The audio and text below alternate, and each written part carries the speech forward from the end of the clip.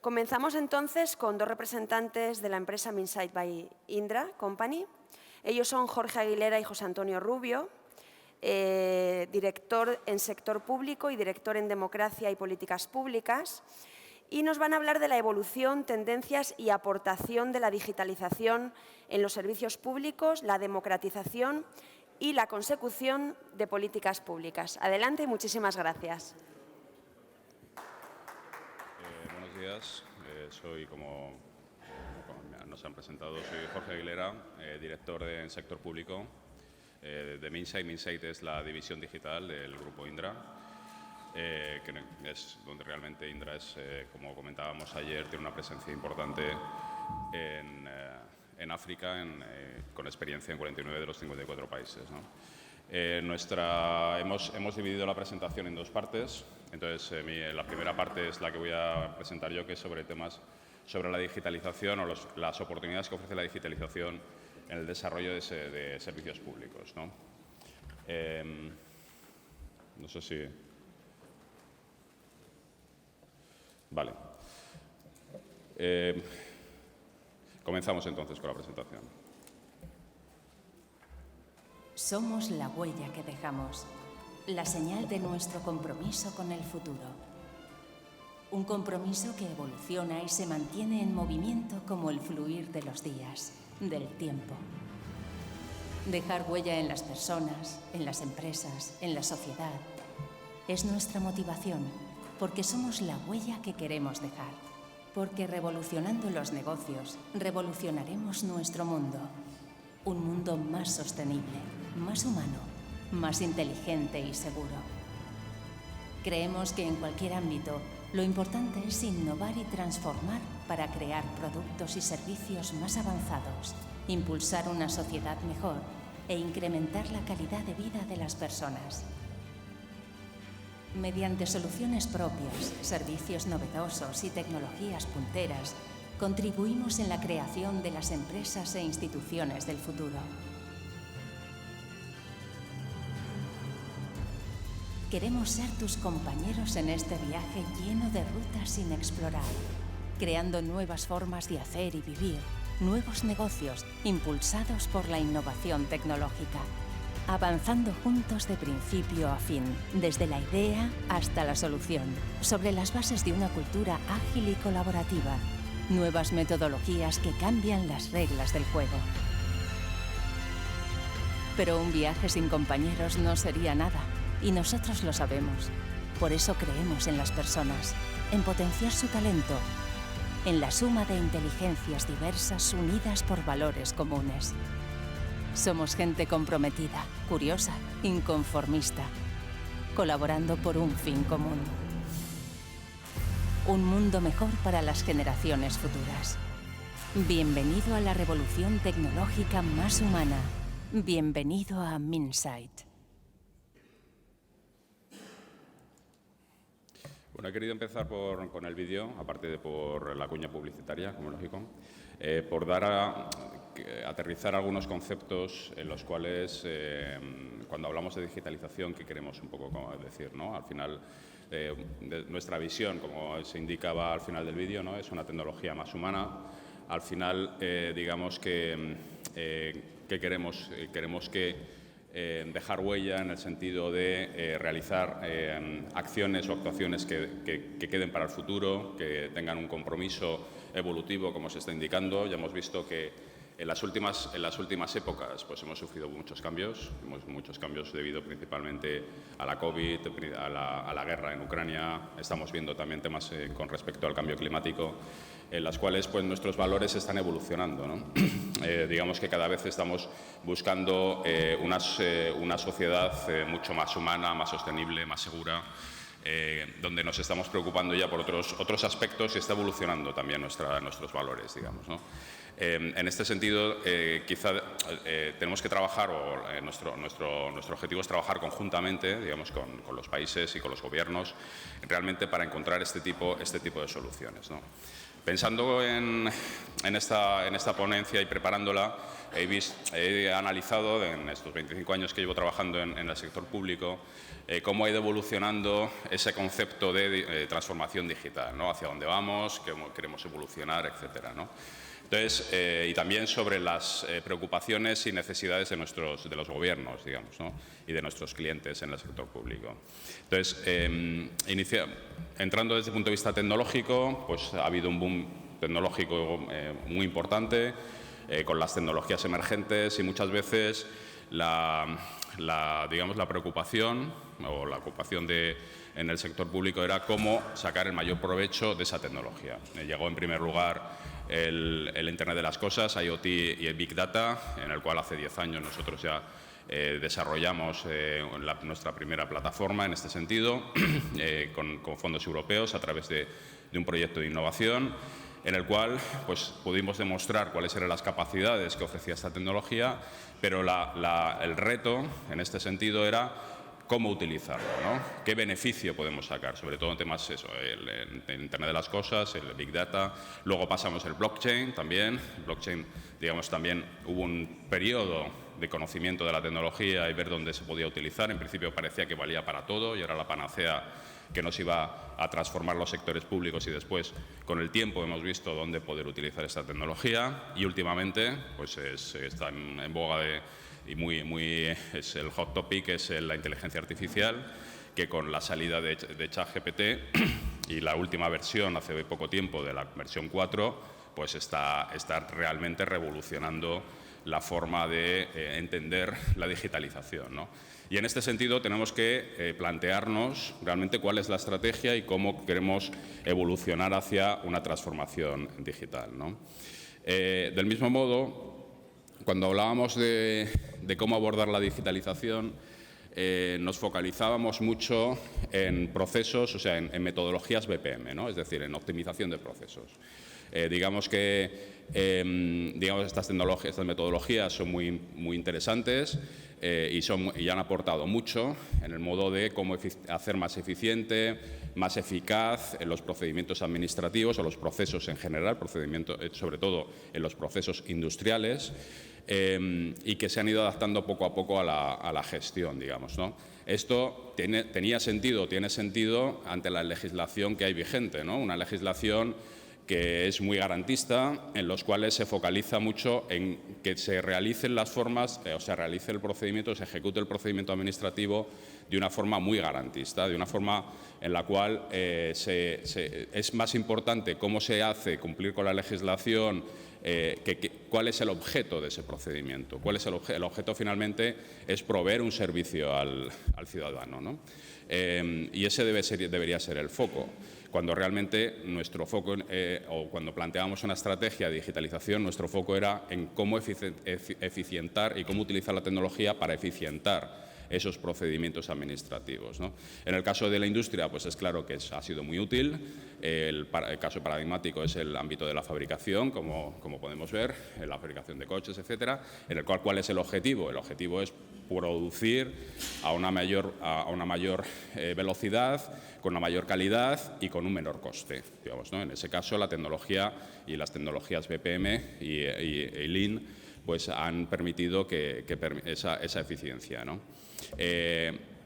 Esto está siendo muy útil, por ejemplo, pues el último caso, pues vemos el puerto de China, que se ha publicitado hace poco, en el cual está totalmente automatizado. Entonces, ¿cuál es el objetivo? Es gestionar al final mercancías, contenedores y en el caso, bueno, aquí ya lo veremos con Seaports, que es su negocio, en el cual pues en este caso pues esta terminal portuaria pues está totalmente automatizada, en el cual tanto las grúas son autónomas, los vehículos son autónomos, la distribución de las rutas pues está totalmente automatizada, y esto ha permitido, bueno, con una inversión inicial superior, pero ha permitido pues una reducción de costes importantes desde el punto de vista pues ya solo en mano de obra, pues se ha reducido en un 80% y, por otro lado, pues ha aumentado la eficiencia de los procesos en un 60%, ¿no?, en la gestión de los contenedores. Con lo cual, pues digamos que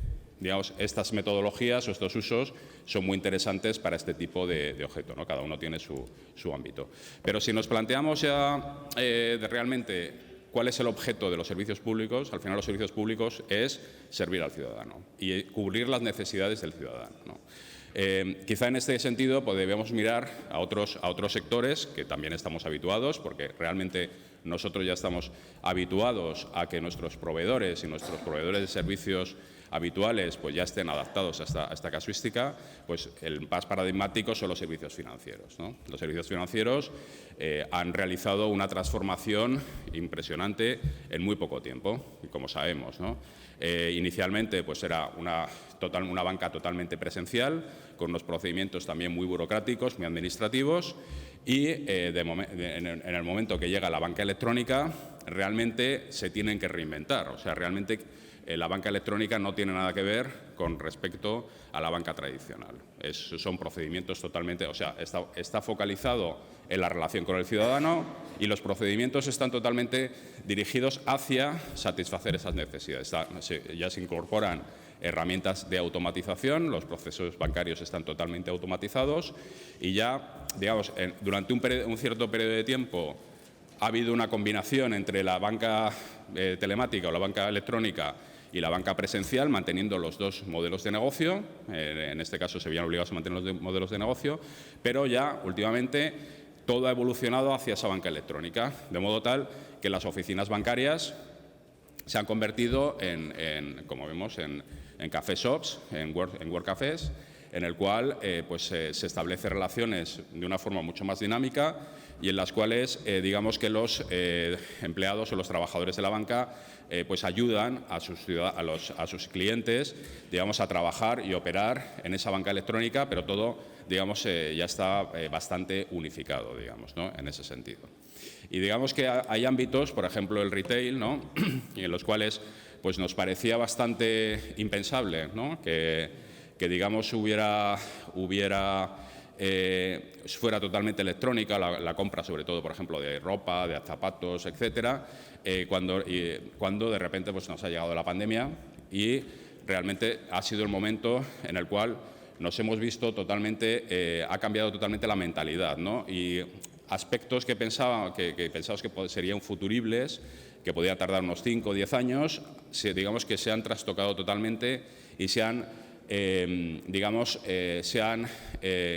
implantado, se han adoptado por nosotros, nos hemos adoptado en muy poco tiempo. En 1 año o 2 años ya se han creado unas necesidades, precisamente porque no podíamos ir a las tiendas, no podíamos ir a los sitios. Entonces, digamos que finalmente pues, hemos utilizado soluciones, digamos, hemos tenido que utilizar los comercios electrónicos para nutrirnos de las necesidades que teníamos, ¿no?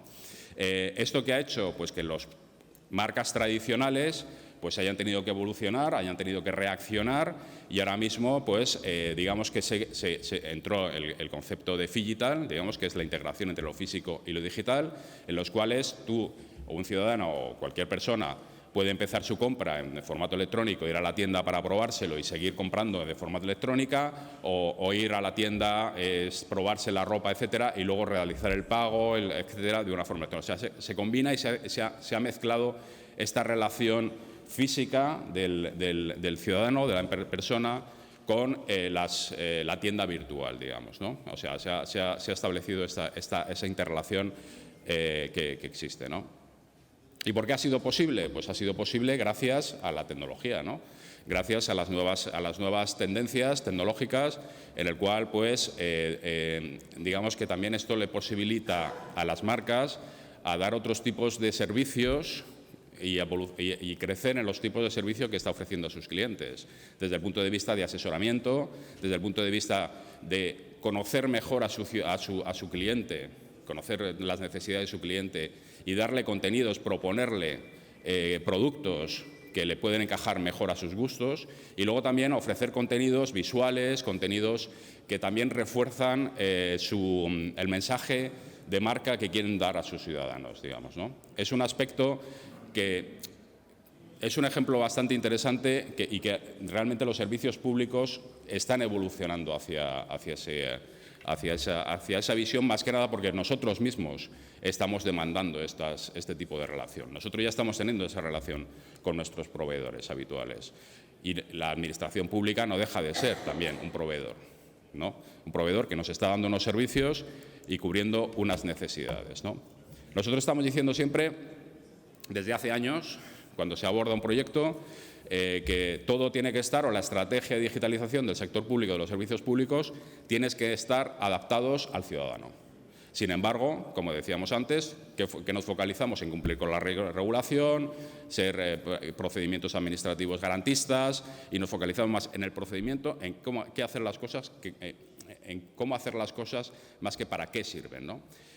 Digamos que y realmente ahora ya está viendo ese cambio de tendencia que ya se está implantando en algunos servicios en los cuales ha habido una demanda clara por parte del ciudadano y que realmente pues, ya estaban, digamos que también nuevamente gracias a la pandemia no ha sido, digamos, el que ha promocionado o el que ha hecho que se aborde la digitalización, porque ya estábamos muchos años hablando de digitalización, pero sí que ha sido, digamos, el punto de cambio para que realmente haya un cambio, como decía, un cambio de mentalidad y una necesidad por parte de tanto de los gobiernos como de los ciudadanos de abordar las cosas de otra manera, ¿no? Y se ha visto por las carencias que ofrecían los servicios públicos, ¿no? En este caso, una revolución, como decía, es, nuevamente, comentaba antes con respecto a retail, pues es la multimodalidad, ¿no? Multicanalidad. Ahora mismo, perfectamente, cualquier ciudadano se puede relacionar con cualquier medio. Se puede relacionar a través de la web, a través del móvil, de forma presencial. Puede iniciar un procedimiento a través del móvil y luego continuar en modo presencial o a través de la web, etcétera. O sea, ahora mismo se están implantando y también desde el punto de vista de la inteligencia artificial se están adaptando mucho los servicios a las necesidades del cliente, ¿no? Y, por ejemplo, ponía el caso del ChatGPT, pues ya se están implantando en los servicios públicos la elaboración de chatbots inteligentes en las cuales, digamos que tú no tienes un chatbot preprogramado con unas cuestiones, unas preguntas, etcétera. Es directamente el ciudadano que pregunta, oye, quiero realizar un trámite de una subvención. Y es el propio sistema el que configura el chatbot o el que configura un asistente que ayuda al ciudadano a identificar por qué pasos tiene que dar para tramitar esa necesidad, ¿no? Esa subvención.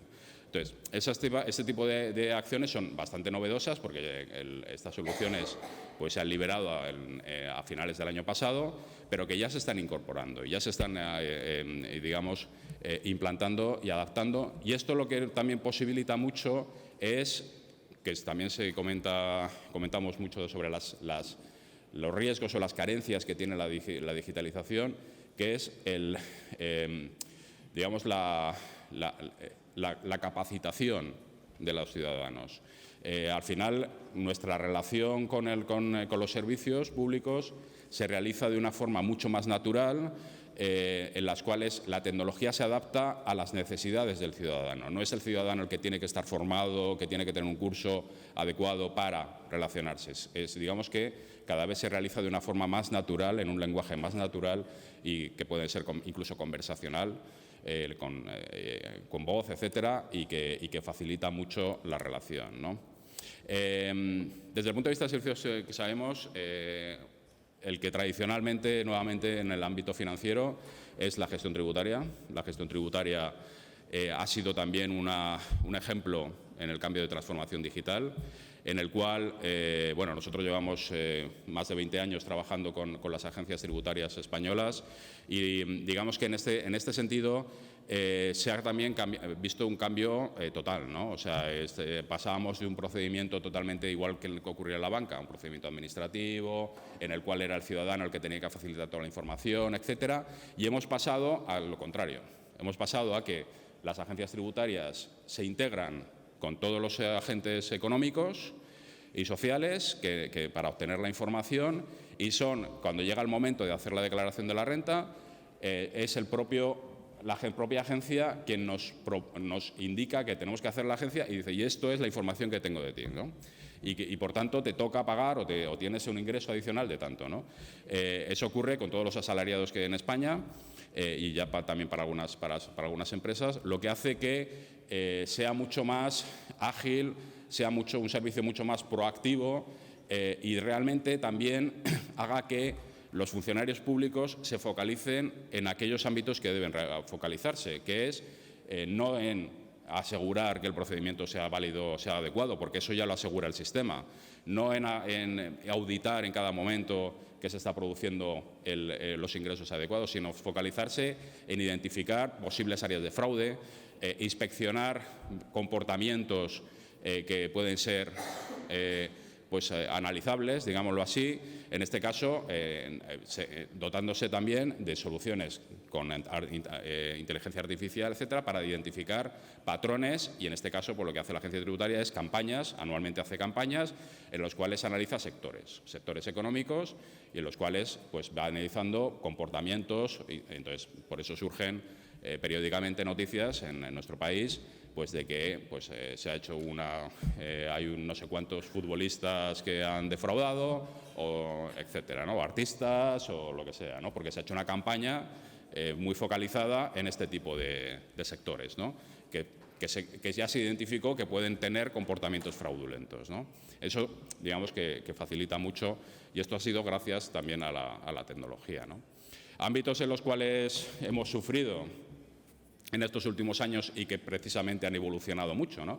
Pues es todo el ámbito de la gestión sanitaria. La gestión sanitaria, como sabemos, ha resaltado las carencias que tienen los sistemas sanitarios de los países. O sea, ahí hemos visto que con la pandemia ha habido bastantes problemas. En primer lugar, en identificar que era una pandemia, en identificar la tendencia, la evolución de la enfermedad, cómo saltar las alertas de cómo se producían los patrones de contagio y digamos que eso ya se está solventando, creándose observatorios que capturan información y que también a través de patrones de inteligencia artificial, etcétera, te dan ya una identidad o una información sobre cómo se encuentra ante una posible pandemia. Es posible que no la identifiquemos cuando llegue la próxima, pero ya estaremos un poco más preparados, digamos. Y luego también desde el punto de vista de los servicios, ¿no? Una vez que estás enfermo y tienes que relacionarte con los servicios sanitarios, establecer canales de comunicación que sean también mucho más ágiles y mucho más flexibles y más adaptados a las necesidades del ciudadano, ¿no? En los cuales haya ya una relación y nuevamente omnicanal, es decir, que puedas relacionarte a través del móvil, a través de Internet, o presencialmente en caso de que fuera necesario, y en los cuales se establezca una forma más dinámica, ¿no? Y luego también donde tiene que evolucionar la sanidad, o está evolucionando la sanidad, que es en la prevención, ¿no? En la prevención, que realmente es donde se está haciendo mucho foco en el ámbito sanitario para evitar realmente que se utilicen estos servicios públicos y es, por ejemplo, en la detección de cáncer, ¿no? En tratamiento de imágenes, etcétera, que la inteligencia artificial está ayudando mucho a identificar patrones o identificar riesgos de enfermedades, ¿no? Y otro ámbito en el cual estamos también trabajando y que puede potenciar mucho es el ámbito social, el ámbito de la dependencia, ¿no? Tradicionalmente, ámbito de dependencia, ayer lo comentábamos en la cena, ¿no? que la dependencia se está focalizando mucho en la gestión de las subvenciones, ¿no? Es decir, yo tengo una persona dependiente entendiendo como tal, un paciente crónico o una persona anciana que necesite un tratamiento, unos servicios especiales, o digamos al final hay una serie de servicios que tienes que proveer a este tipo de personas que tienen estas carencias y que son unos servicios que ofrece el ámbito público, ¿no? Tradicionalmente la gestión se realiza en la gestión de la subvención, es decir, valorar cuál era el grado de incapacidad y sobre eso discapacidad y en base a eso dar una subvención. Hoy en día, digamos que ya lo que se evoluciona es a tipificar, a tener un registro de toda la población, que es un registro poblacional. Por ejemplo, en Marruecos, por poner un ejemplo en África, ya existe un registro social único en el cual hay un registro de todas las familias y todos los servicios que esa familia necesita. Y luego cómo integrado para que se pueda realizar una gestión más eficiente de esos servicios que cada familia necesita, siendo que pueden ser dependientes o no dependientes, pero todos necesitamos unos servicios públicos, y los cuales es necesario pues, tener claro, en función de las características de nuestra familia o de nuestra persona, que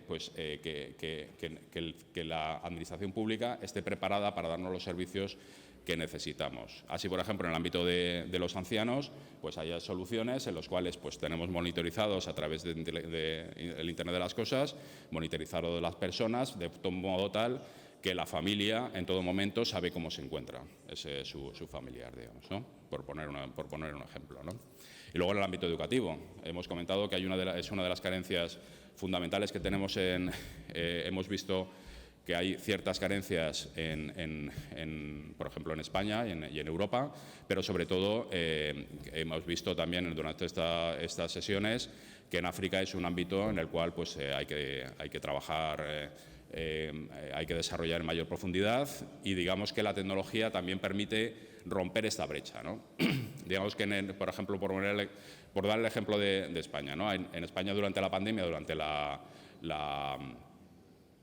lockdown, teníamos, digamos, se ha identificado o se ha puesto más en evidencia la diferencia que existe entre los sistemas educativos y entre la educación privada y la educación pública, ¿no? Ha habido sectores de la población en los cuales no han sido capaces de recibir ninguna educación, porque no tenían medios para ofrecerlo. Independientemente de que hoy en día hay muchos medios, hay muchas herramientas que se ofrecen de forma gratuita para la educación, sin embargo, ha habido sectores de la población que, por no tener medios electrónicos, ordenadores, cualquier tipo de, incluso los colegios, capacidad para generar los contenidos necesarios, pues ha hecho que cierta parte de la población pues, no haya tenido educación en este periodo. Sin embargo, ha habido otro sector en los cuales los colegios han estado ya preparados, han reaccionado rápidamente y han tenido un año académico razonablemente normal, digámoslo así, ¿no? Eso sería por poner el ejemplo. Y en el caso de África sí que hay bastantes iniciativas a través de la ONU, y hay algunos países en los cuales, sobre todo en las nuevas estrategias que se está planteando a nivel país, hay un foco claro en la educación, y sin duda una forma de universalizar y romper las barreras que existentes entre las distintas clases es el uso de la digitalización, el uso de contenidos educativos para los alumnos, digamos, ¿no? Para nuestra infancia, nuestra juventud, digamos, ¿no?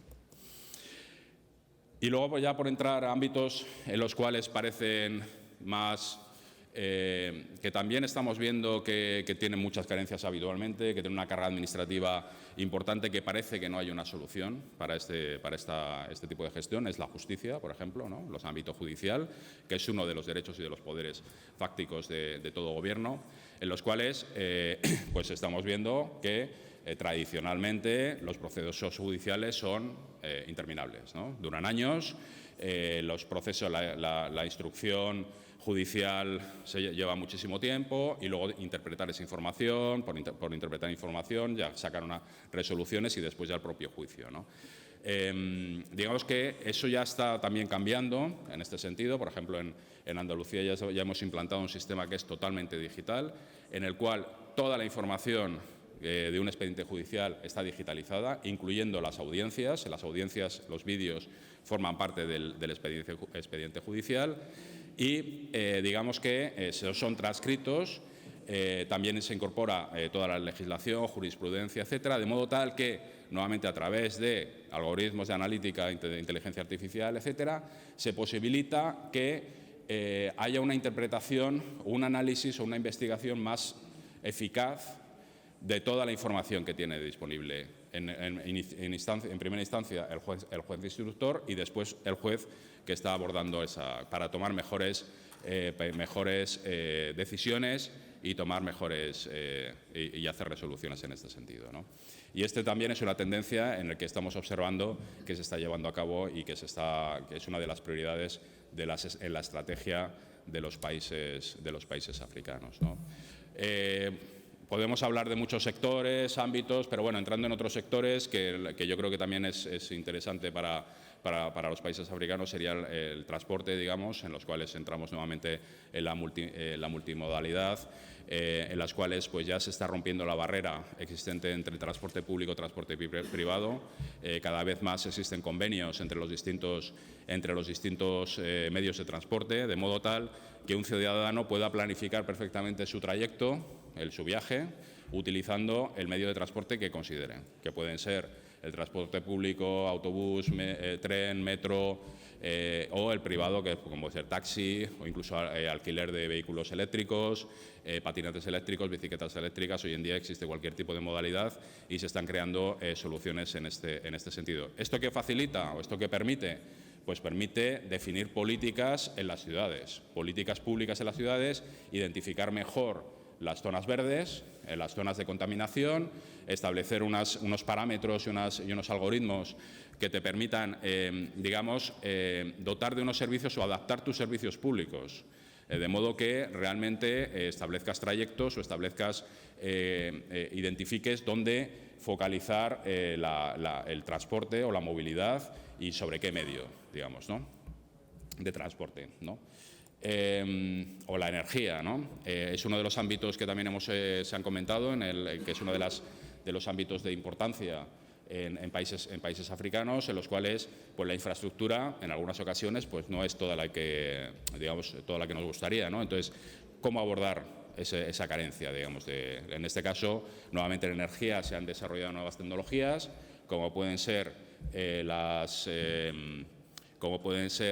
los microgrids o como pueden ser las tecnologías renovables para que sean más sostenibles y definir nuevas políticas y que no sea necesario desarrollar una infraestructura de distribución energética y que, por otro lado, digamos que también desde el punto de vista de abordar el presupuesto o abordar los costes, digamos que en África pues está muy desplegado el móvil, está muy desplegado, todo el mundo tiene carbón en casa para calentarse, etcétera, con lo cual existe un presupuesto, existe un dinero que está utilizando los ciudadanos para llevar a cabo este servicio y realmente, digamos que hay también aspectos que tenemos nosotros que aprender mucho de África, como pueden ser el pago por móvil, o sea, el pago de la luz a través del móvil, o etcétera, o pagos micropagos en los cuales se paga la energía que se va a utilizar y que poco a poco se están incorporando también a nivel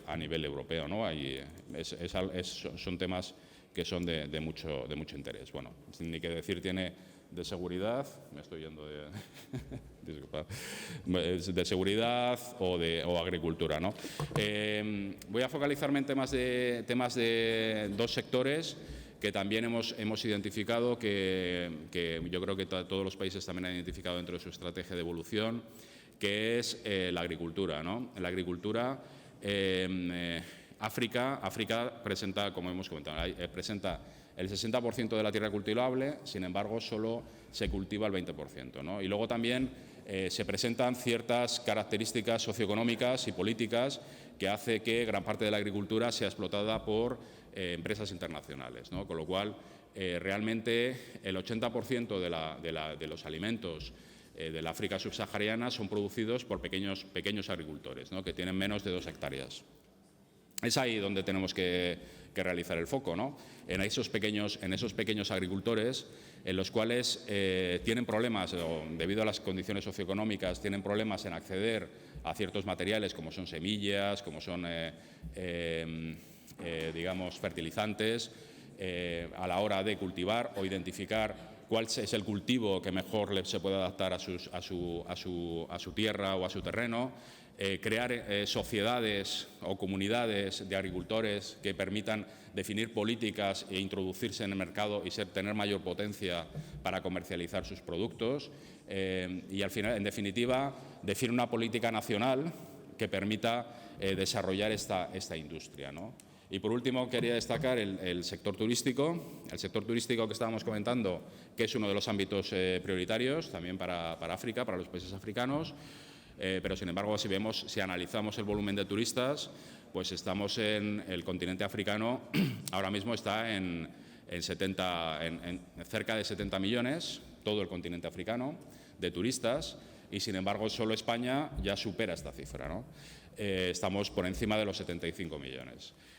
Y por poner un ejemplo, Asturias, donde nos encontramos. En Asturias estamos cerca de los 3 millones de visitantes, de turistas, y hay pocos países en África que lleguen a esa cifra.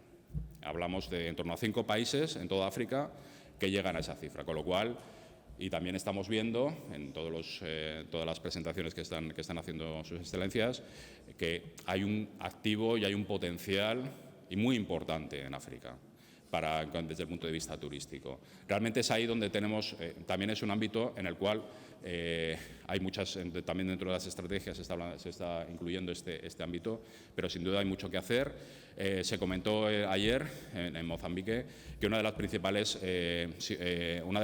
acciones es crear una industria de calidad, formada y que dé un servicio adecuado, digamos, ¿no? En este sentido, desde España nosotros tenemos un modelo, a través de la Secretaría de Estado de Turismo, tenemos un modelo de calidad turística que ayuda realmente a las empresas españolas a implantar un sistema de calidad, unos servicios de calidad turística, crear empresas con unos estándares de calidad que se está extrapolando ahora a otros países y que realmente lo estamos trabajando con ello en ciertos países. Estamos ya empezando a trabajar una estrategia de capacitación, de creación de industria, también de promoción, de crear marca país, de promocionar la oferta que tiene, de identificar destinos turísticos concretos en el país, identificar cuál es el mercado objetivo y el turista objetivo que queremos tener en ese destino, qué servicios debes ofrecer a ese tipo de turista y posteriormente implantar, ¿no? Y sobre todo tener una herramienta de inteligencia turística que permita realmente compararte con los países asimilables a ti y sobre todo compararte con los principales países turísticos para saber realmente cuáles son tus carencias, dónde tienes que focalizar y definir políticas de evolución de tu sector turístico para realmente evolucionar, ¿no? Yo creo que ya tenía mucho más que comentaros, pero digamos que quedémonos en el lema del evento, que África es el futuro y que realmente hay mucho que hacer y podemos, y dentro de la transformación digital puede ayudar mucho a del desarrollo del continente y de los países que lo conforman. Muchas gracias.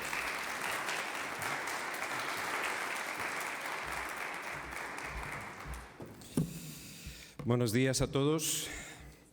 Soy José Antonio Rubio, compañero también de Indra, y en 15 minutos pretendo contarles un poco la actividad que hacemos en procesos electorales, el elemento quizá más esencial, ¿no?, en el que se apoya la democracia. Y bueno, voy a tratar de ser muy sintético en poco tiempo. Damos las gracias a FOCAE y bueno, pues a las personalidades que se han trasladado para estar aquí. Creo que es muy importante que nos conozcamos, ¿verdad?, para poder trabajar juntos, para ganar en el nivel de confianza que nos acerque, ¿no? Bien, lo primero sería hacernos la pregunta de por qué es tan importante, ¿no?, un proceso electoral y a qué nos dedicamos o en qué consiste, digamos, el trabajo de la tecnología en los procesos electorales. Y yo les diría que la misión más importante y más difícil es conseguir que los partidos que no logran la victoria en unas elecciones acepten, reconozcan los resultados de la jornada electoral. Creo que este sería el resumen esencial de la labor que empresas como Indra llevan a cabo en muchos países de América, de Asia, de Europa, por supuesto, y de África. Lo que voy a contarles a continuación básicamente es digamos, la síntesis de los principales retos que nosotros observamos para que el desarrollo de actividades económicas, privadas y públicas, puedan tener un camino despejado y que empiezan obviamente pues, por niveles de garantías democráticas, lógicamente pues, reconocidos, admitidos, que se vean verdaderos empeños por parte de los gobiernos en construir esos contextos de seguridad jurídica, ¿no? Por eso quizá el primer punto que aparece ahí es favorecer que la digitalización, favorecer que las tecnologías se incorporen a los procesos electorales de forma sensible a la ciudadanía, de forma cercana al contexto de alfabetización y al contexto de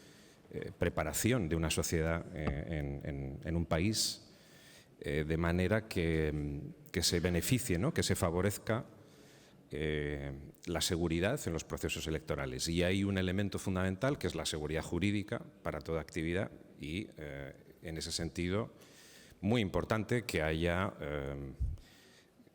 comisiones nacionales electorales que promuevan la evolución de las legislaciones electorales adecuadas a cada contexto. Hablamos también de del concepto de institucionalidad, ¿no? Modernizar las comisiones nacionales electorales. Esto es un tema muy importante. Normalmente en los países, en este caso en África, pues son magistrados, son instituciones compuestas por magistrados normalmente que representan a las distintas fuerzas políticas y que construyen un contexto de normalidad, de institucionalidad, para poder abordar una operación tan importante como es unas elecciones generales en un país, ¿no? Algo fundamental y es la identidad y el reconocimiento del ciudadano. Hay un propósito a nivel mundial dentro de los objetivos de desarrollo sostenible para el 2030, que es conseguir que todos los países del mundo tengan un censo electoral de garantías. Claro, conseguir esto es algo realmente complejo, pues son operaciones extraordinariamente caras, extraordinariamente ambiciosas, en zonas donde existen, en muchos casos, conflictos armados, donde existen migraciones empujadas por distintas dificultades de convivencia entre países, entre culturas, a las que se añade la dificultad o la urgencia climática que obliga a miles de comunidades, ¿no? a trasladarse, a moverse, lo cual complica extraordinariamente la configuración de un censo. Conseguir garantías en lo que yo llamo robustez del registro, es decir, que las personas puedan ser debidamente identificadas previamente, inscritas si la legislación establece el requisito del registro previo, para que en el momento del ejercicio del voto pues haya una capacidad de identificación y de validación consistente, ¿no? En África existen múltiples opciones para esto que estoy indicando y a continuación de este primer resumen, en los minutos que resten, pues les contaré un poco la experiencia más reciente que hemos tenido en las elecciones generales de Angola, que veo que tenemos representantes por aquí desde este bellísimo país. Importante la cobertura geográfica. Claro, uno de los retos de una operación como unas elecciones consiste en poder desplegar y replegar materiales que van a tener la misión de atender en lugares muy alejados la correcta ubicación o ubicación más próxima para que las personas puedan ejercer el voto sin grandes desplazamientos. Bueno, y volviendo otra vez al caso Angola, ha sido muy simpático pues ver que hemos tenido que instalar puestos de votación pues en lugares donde bueno, lo más adecuado era un árbol, un bondeiro, creo que es como se llama, ¿verdad? Que bueno, pues, permitía tener la sombra suficiente, ¿verdad?, para poder atender a las asambleas de voto a los electores, ¿no? Bien, la tecnología nos está ayudando mucho a hacer un mapeamiento de la población para establecer las menores distancias posibles y buscar los locales que tengan las condiciones adecuadas para poder situar los materiales necesarios para el ejercicio del voto, ¿no? Las urnas, las cabinas, las actas, que van a permitir la recogida y la transmisión de los datos. Ese es el siguiente punto, ¿no? La importancia de la agilidad en un proceso de recuento y de difusión de resultados. Cuanto más ágil es un proceso, cuanto más transparente en el uso de la tecnología se convierte un proceso, más confiable es. Seguramente el hecho de que las jornadas electorales en África tradicionalmente pues, llevan varios días por la propia dificultad de la recogida en superficies muy amplias, ¿no? Donde la llevanza de las actas de manera física pues, ha sido un gran problema. Hoy la tecnología permite, en paralelo a ese procedimiento, digamos, de recogida de actas físicas, poder transmitir desde los puestos de votación telefónicamente o a través de dispositivos conectados la información del recuento. Esto ha ocurrido en las 170 centros de recogida municipal en Angola, que permitieron una transmisión durante la misma tarde-noche de la jornada electoral y al día siguiente ya tener un porcentaje escrutado por encima del 97%. Algo realmente inusual en el continente. Y por último, la importancia de la comunicación, la importancia de la transparencia en todo el proceso electoral, ¿no? Desde el inicio de las convocatorias, desde el inicio de la información sobre los horarios, los procedimientos a seguir.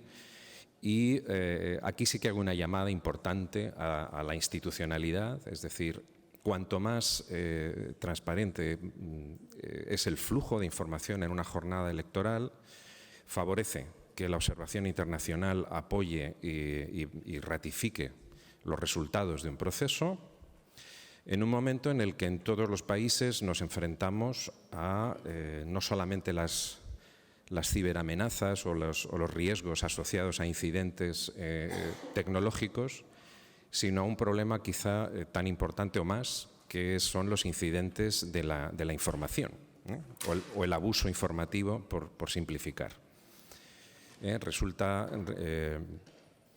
muy difícil contramedir o luchar, en definitiva, contra los abusos informativos que cuestionan de anormalidad o de fraude un proceso electoral, y esto requiere un especial esfuerzo en la transparencia, en la comunicación durante toda la jornada electoral y la participación, como digo, de observadores internacionales.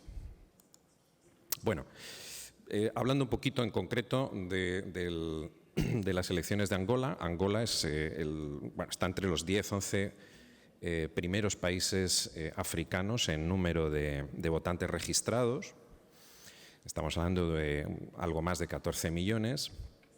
Y las elecciones de agosto del año pasado acontecen en un momento muy, muy especial. Es la primera vez que los angolanos que viven en otros países, hasta 12 países, pudieron ejercer su voto, y la tecnología facilitó que desde los consulados y embajadas en esos países estas personas tuvieran todo el material necesario y facilitaron la transmisión y cómputo de los resultados en un tiempo muy corto. Bien, destaco ahí unas pocas cifras que me parece relevantes compartir sobre un proceso en el que la Comisión Nacional Electoral adjudica a nuestra compañía una gran operación logística y tecnológica. Esa operación implica la preparación, elaboración y entrega de una gran cantidad de material que fue necesario llevar hasta en 11 aviones de carga y en más de 40 contenedores por vía marítima para distribuirlos en las 31.000 asambleas de voto electorales que estaban por todo el país. Esto conllevó además 32.000 cabinas de votación, más de 26.000 kits de votación, de papeletas, de urnas, de actas para hacer la labor de recogida. Contratamos más de casi 6.000 operadores logísticos dotados de dispositivos para poder apoyar en las asambleas todo el proceso de transmisión. Aquí fundamentalmente contratamos pequeñas empresas del país, empresas locales a las que proporcionamos la formación y ellos hicieron la formación de formadores.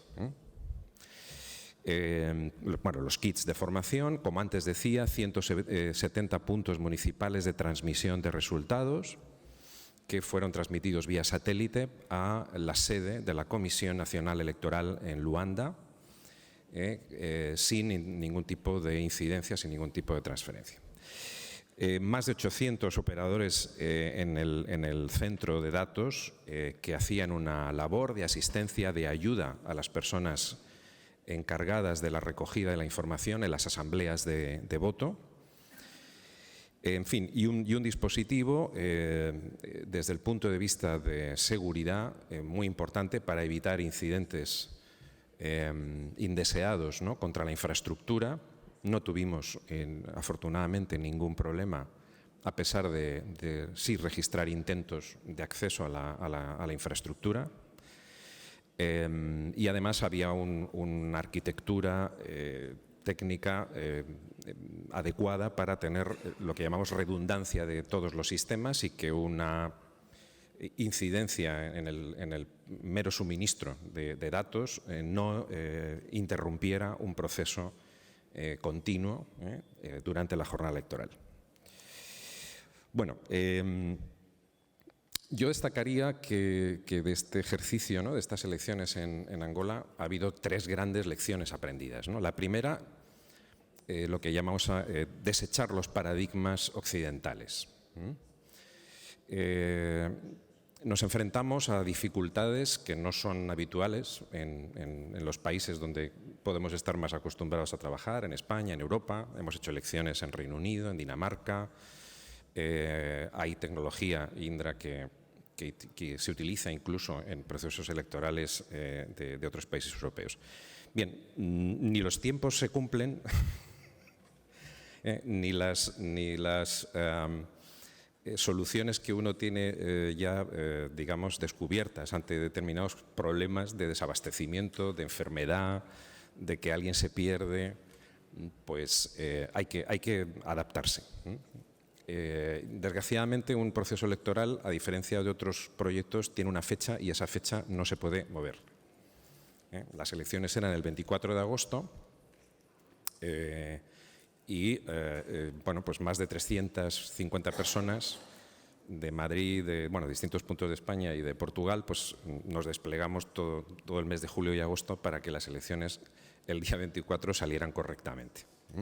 Y la dificultad de preparar la mentalidad a lo que nos íbamos a encontrar se resuelve cuando hay una implicación de equipo y cuando la relación, en este caso con la Comisión Nacional Electoral, se trabaja con tiempo. Fue una muy buena experiencia. Yo destacaría el ejemplo de civismo del pueblo de Angola. Estamos muy poco acostumbrados desde Europa a ver el entusiasmo, la disciplina, el interés del pueblo de Angola por votar. A mí me sorprendió muchísimo todo esto que estoy diciendo, porque realmente las personas se trasladaban desde lugares remotos, esperaban al sol el tiempo que hiciera falta para ejercer su voto y festejaban poder hacer su ejercicio de voto. Yo creo que hasta en eso tenemos que poner una mirada desde los países occidentales, donde cuestionamos, ¿no? y creo que perdemos un poco el reconocimiento a la importancia del proceso electoral. Y por último, bueno, pues la tecnología como un factor transformador, y voy a terminar. Hay muchos aspectos que no solo nosotros, sino los distintos observadores internacionales fueron destacando del proceso. Quiero resaltar pues incluso la calidad de los materiales, que fue una de las decisiones por las que la Comisión Nacional Electoral encarga a un país, o sea, a una compañía como nosotros, la garantía de que en plazo tuvieran toda la información necesaria. Las candidaturas se proclaman con muy poco tiempo y hay que tener pues todas las actas, las propias papeletas, en muy poco tiempo, digo, disponibles para poderlas llevar hasta los puntos finales, ¿no? Destacando algunas cuestiones, como el hecho de que 24 horas después del cierre de las asambleas ya se disponía del 97% de votos escrutados, y las variaciones entre el resultado que se ofreció a partir de ese momento y el resultado final 4 días más tarde prácticamente no tuvo variación. Hacer este ejercicio de información es muy importante para dar confianza al proceso. Es decir, los resultados son muy difíciles de manipular en un proceso electoral continuo, con todos los elementos de auditoría en todo el proceso de totalización y difusión, y la observación internacional apoya esto que estoy diciendo. Esto es base esencial para construir confianza en los procesos electorales en África. Bueno, termino simplemente pues apuntando algunas realidades, que es el hecho de que cuanto más conectividad, cuanto más accesibilidad existió, mayor fue la participación, especialmente de la población joven. En esa cifra tan importante de censo que hemos comentado, esto no solo ocurre en Angola, en todos los países, la cifra de nuevos votantes, las personas que se incorporan al censo electoral cada vez crece más, y la conectividad está facilitando su participación, y esto es un factor muy a tener en cuenta. Bueno, me quedo sin tiempo, únicamente terminar diciendo que los votos al oficialismo frente a los votos del resto de candidaturas tenían una imagen completamente diferente si analizamos las características de la población a nivel de comunas. En este caso, la figura de la izquierda es una correlación bastante directa entre el índice de pobreza multidimensional, es decir, dónde se concentran las personas con menos ingresos, y el apoyo al oficialismo. Bien, y con esto termino, este es un elemento fundamental para tener en cuenta la necesidad de reformas que los gobiernos que salen de las urnas en los países africanos deben de asumir desde el primer momento, si tienen una aspiración, lógicamente, de seguir gobernando, tienen una aspiración de permanencia. En este caso, la necesidad de acometer reformas, la evidencia de que el censo rejuvenece y que cuanto mayor conectividad, mayor participación, concluye un hecho evidente, y es que las reformas tienen que ir dirigidas a garantizar el futuro de una población joven que quiere participar en la democracia, que está cada vez más conectada y cada vez más informada, y que demanda reformas.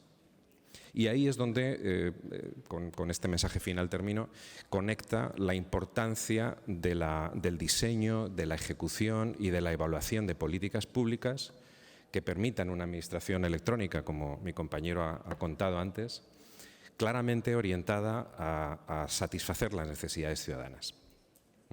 Sin esto, es muy difícil que podamos vivir en un modelo democrático normal, continuista, garantista, en el que, lógicamente, los gobiernos tienen que tomar medidas, y en eso está la tecnología y está, en definitiva, la experiencia de compañías como la nuestra, disponibles para contribuir.